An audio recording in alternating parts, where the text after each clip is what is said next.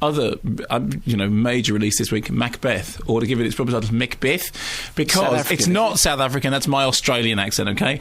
I think you'll find if you listen back that it's South African. All my accents sound exactly the same. They sound like a bloke from Barnet doing a silly voice. Several versions of Macbeth on screen. The best one, I think, of course, is the Polanski version, which is fantastic, despite the fact that it has Keith Chegwin going, "Mother, he has slain me." Right. So there have been several Macbeths before. As I said, the Polanski, although now my fantastic observation about Keith Chegwin and Mother He Has Slain Me is gone by the by. There is, obviously, the Kurosawa's Throne of Blood, which is fantastic. There is also quite a few updated ones, most famously Joe Macbeth, which, as everyone remembers, got Sid James as Banky in it.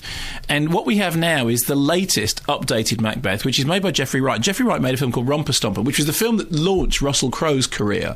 And it was a film about neo-Nazi skinheads in Melbourne. It was a big fuss when it came out over here. It was picketed by the anti-Nazi League, although of course it was never pro-Nazi. It was actually a very visceral piece of filmmaking with a great central performance by Russell Crowe, who then subsequently became a bit of an oaf, but he did very well in that film. So now Jeffrey Wright comes back with an updated version of Macbeth, and it's set in, it's a Melbourne gangland tale with seriously. No, seriously, stop doing it. So but it's really hard not to. Because the story is, they're all Melbourne gangsters, right?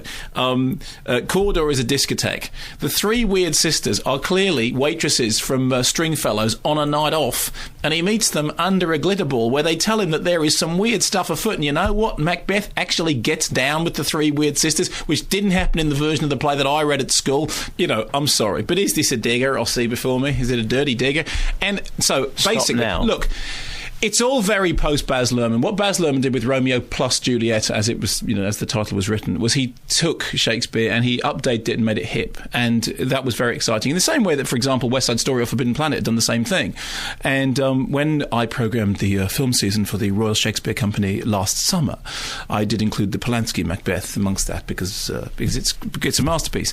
This is rubbish. I mean, the difficulty is, Shakespeare Macbeth is a very short play for a start. You can do pretty much the whole text in a fairly sort of tight period of time, and it's so well known. Of course it's very easy to update it as gangsters. Just give everyone guns and a bunch of drugs and have them running around under glitter balls, and suddenly it seems to be updated. There's a terrific bit at the end because the whole thing is that I'm not giving away anything here. It's Macbeth, right? If you don't want to hear what happens in the end of Macbeth, turn your radio off now. But the thing about he will only fall when Birnam Wood comes, yes? Yeah.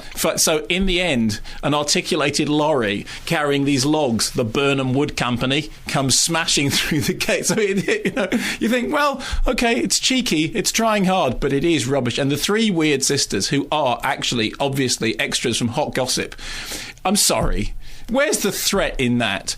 And it's trying very hard to suggest that what it's doing is updating the text and making it hip and making it wow and making it hey wow amazing. And you think, you know what?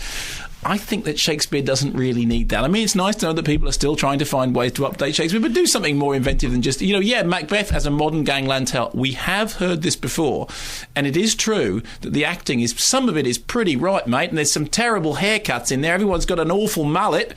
It's like, That's enough. I've told you. I'm sorry that Banquo's ghost is here, but his hair is really bad. They all look like Brian Bosworth, mate. Sorry, but it's hard not to mock, and in fact, I'm not even going to try.